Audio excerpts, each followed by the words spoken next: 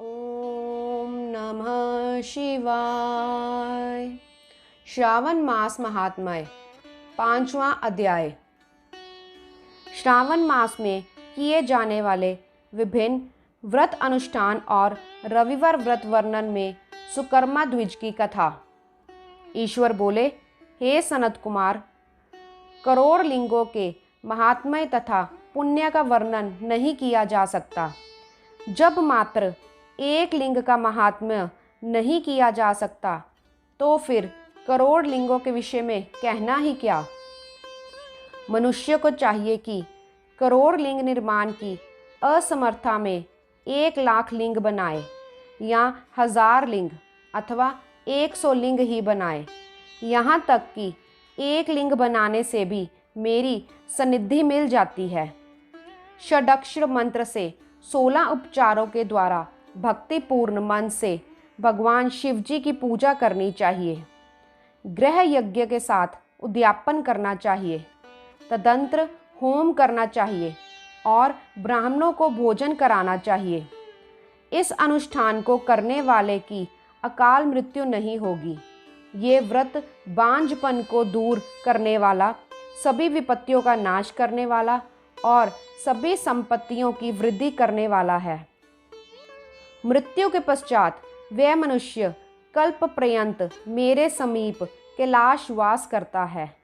जो मनुष्य श्रावण मास में पंचामृत से शिवजी का अभिषेक करता है, वह सदा पंचामृत का पान करने वाला, गोधन से संपन्न, अत्यंत मधुर भाषण करने वाला तथा त्रिपुर के शत्रु भगवान शिव को ही प्रिय होता है।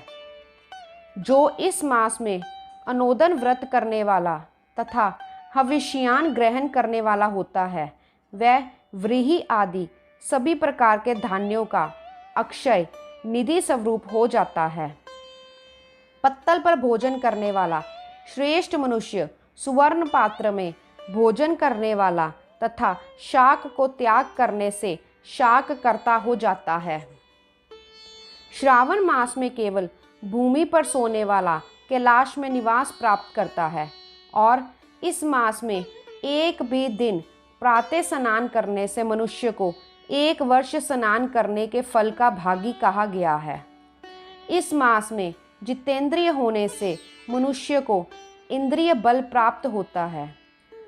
इस मास में स्फटिक, पाषाण, मृत्तिका, मरकतमणि, पिष्ट, धातु, चंदन, नवनीत आदि से निर्मित अथवा अन्य किसी भी शिवलिंग में, साथ ही किसी स्वयं आविर्भूत या स्वयं आविर्भूत ना हुए लिंग में श्रेष्ठ पूजा करने वाला मनुष्य सैकड़ों ब्रह्म हत्या को भस्म कर डालता है। किसी तीर्थ क्षेत्र में सूर्य ग्रहण या चंद्र ग्रहण के अवसर पर 1,00,000 जप से जो सिद्धि होती है, वह इस मास में 1 बार के जप से हो जाती है। अन्य समय में जो 1000 नमस्कार और प्रदक्षिणाएं की जाती हैं, उनका जो फल होता है वह इस मास में 1 बार करने से ही प्राप्त हो जाता है। मुझको प्रिय इस श्रावण मास में वेद पारायण करने पर सभी वेद मंत्रों की पूर्ण रूप से सिद्धि हो जाती है। श्रद्धा युक्त होकर इस मास में 1000 बार पुरुष सूक्त का पाठ करना चाहिए अथवा कलयुग में उसका चौगुना 4000 पाठ करना चाहिए अथवा वर्ण संख्या का 9 गुना पाठ करना चाहिए। अथवा यदि ये करने में असमर्थ हो तो आलस्यहीन होकर मात्र 100 पाठ करना चाहिए। ऐसा करने वाला ब्रह्म हत्या आदि पापों से मुक्त हो जाता है, इसमें संदेह नहीं है। गुरु पत्नी के साथ संसर्गजन्य पाप के लिए यही महान प्रायश्चित है। इसके समान पुण्यप्रद, पवित्र तथा पापनाशक कुछ भी नहीं है। पुरुष सूक्त के जप के बिना इस मास में एक भी दिन व्यतीत नहीं करना चाहिए। जो मनुष्य इस फल को अर्थवाद कहता है, वह नरकगामी होता है। इस महीने में समिधा, चरु, तिल और घृत से गृह यज्ञ होम करना चाहिए। शिव के रूपों का बलि भांति ध्यान आदि करके धूप, गंध, पुष्प, नैवेद्य आदि से पूजा करनी चाहिए और अपने समर्थ के अनुसार कोटि होम, लक्ष होम अथवा 10 सहस्त्र होम करना चाहिए। व्याहृतियों ओम वह, ओम भव, ओम स्वाहा के साथ तिलों के द्वारा भी ये गृह यज्ञ नामक होम किया जाता है। हे सनत कुमार, इसके बाद अब मैं वारों के व्रत का वर्णन करूंगा, आप सुनिए। हे अनघ, उसमें सर्वप्रथम मैं आपको रविवार का व्रत बताऊंगा। इस संबंध में लोग एक प्राचीन इतिहास को कहते हैं। प्रतिष्ठानपुर में सुकर्मा नामक एक द्विज था। वह दरिद्र, कृपण तथा भिक्षावृत्ति में लगा रहता था। एक बार वह धान्य मांगने के लिए घूमते घूमते नगर में गया। उसने किसी गृहस्थ के घर में मिलकर रविवार का उत्तम व्रत करती हुई स्त्रियों को देखा। तब उसे देखकर वे स्त्रियां परस्पर कहने लगी कि इस पूजा विधि को शीघ्रतापूर्वक छिपा लो। इस पर वह विप्र उन स्त्रियों से बोला, हे श्रेष्ठ स्त्रियों, आप लोग इस व्रत को क्यों छिपा रही हैं? आप सभी दयालु स्त्रियां मुझ पर कृपा करके इस विषय में बताएं। तीनों लोकों में परोपकार के समान कोई धर्म नहीं है। समान चित्त वाले सज्जनों के लिए परमार्थ ही स्वार्थ है। मैं दरिद्र तथा दुखी हूँ। इस श्रेष्ठ व्रत को सुनकर मैं भी इसे करूँगा। अतः आप लोग इस व्रत का विधान तथा फल अवश्य बताएं। स्त्रियां बोली, हे द्विज, इस व्रत के करने में आप उन्माद तथा प्रमाद करेंगे अथवा इसे भूल जाएंगे अथवा इसके प्रति अभक्ति या अनास्था रखने लगेंगे। अतः आपको ये व्रत कैसे बताऊं? उनकी ये बात सुनकर विपेंद्र ने ये वचन कहा, हे उत्तम व्रत वाली साध्वियों, मैं ज्ञानवान तथा भक्ति संपन्न हूँ। उसका ये वचन सुनकर उनमें से जो एक प्रौढ़ा स्त्री थी, वह उस ब्राह्मण से व्रत तथा व्रत की विधि यथावत बताने लगी।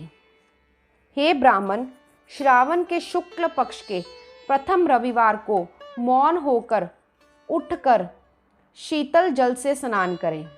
तदंतर अपना नित्य कर्म संपन्न करके पान के एक शुभ दल पर रक्त चंदन से सूर्य के समान पूर्ण गोला कर 12 परिधियों वाला सुंदर मंडल बनाएं और उस मंडल में रक्त चंदन से संज्ञा सहित सूर्य का पूजन करें।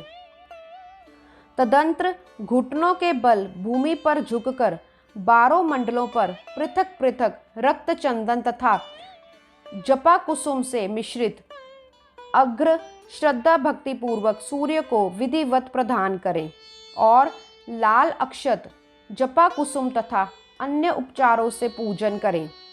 तदंतर खंड शक्रा से युक्त नारिकेल के बीज का नैवेद्य अर्पित करके आदित्य मंत्रों से सूर्य की स्तुति करें और श्रेष्ठ द्वादश मंत्रों से 12 नमस्कार तथा प्रदक्षिणाएं करें।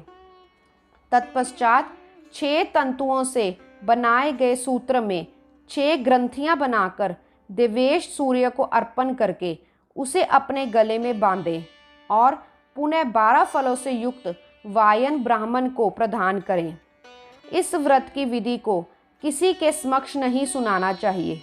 हे विप्र, इस विधि से व्रत के लिए जाने पर धनहीन व्यक्ति धन प्राप्त करता है, पुत्रहीन पुत्र प्राप्त करता है, कोढ़ी कोढ़ से मुक्त हो जाता है, बंधन में पड़ा हुआ बंधन से छूट जाता है और रोगी रोग से रहित हो जाता है।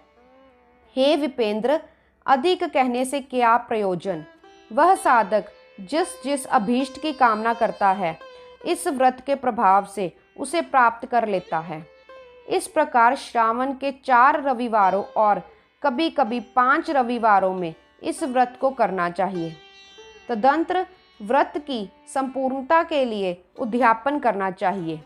हे विपेंद्र, आप भी इसी प्रकार करें। इससे आपकी सभी मनोकामनाओं की सिद्धि हो जाएगी। तत्पश्चात उन पतिव्रताओं को नमस्कार करके वह ब्राह्मण अपने घर आ गया। उसने जैसा सुना था उसी विधि से उस संपूर्ण व्रत को किया और अपनी दोनों पुत्रियों को भी वह विधि सुनाई। इस व्रत के सुनने मात्र से, शिवजी के दर्शन से तथा उनके पूजन के प्रभाव से वे कन्याएं देवांगनाओं के सदृश हो गई। उसी समय से उस ब्राह्मण के घर में लक्ष्मी ने प्रवेश किया और वह अनेक उपायों तथा निमित्तों से धनवान हो गया। किसी दिन उस नगर के राजा ने ब्राह्मण के घर से होकर राजमार्ग से जाते हुए खिड़की में खड़ी उन दोनों सुंदर तथा अनुपमेय कन्याओं को देख लिया। तीनों लोकों में कमल, चंद्रमा आदि जो भी सुंदर वस्तुएं हैं, उन्हें वे दोनों कन्याएं अपने शरीर के अवयवों से तिरस्कृत कर रही थी। उन्हें देखकर राजा मोहित हो गए और क्षण भर के लिए वहीं खड़े हो गए। ब्राह्मण को शीघ्र बुलाकर उन्होंने दोनों कन्याओं को मांग लिया। तब उस ब्राह्मण ने हर्षित होकर दोनों कन्याएं राजा को प्रदान कर दी। उस राजा को पति रूप में प्राप्त करके वे कन्याएं भी प्रसन्न हो गई। वे समय इस व्रत को करने लगी और पुत्र पौत्र आदि से संपन्न हो गई। हे मुने, महान ऐश्वर्य देने वाले इस व्रत को मैंने आपसे कह दिया।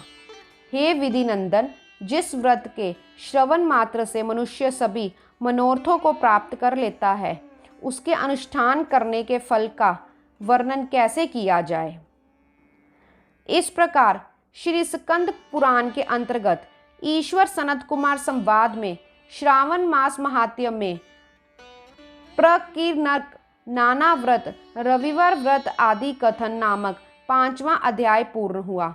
ओम नमः शिवाय।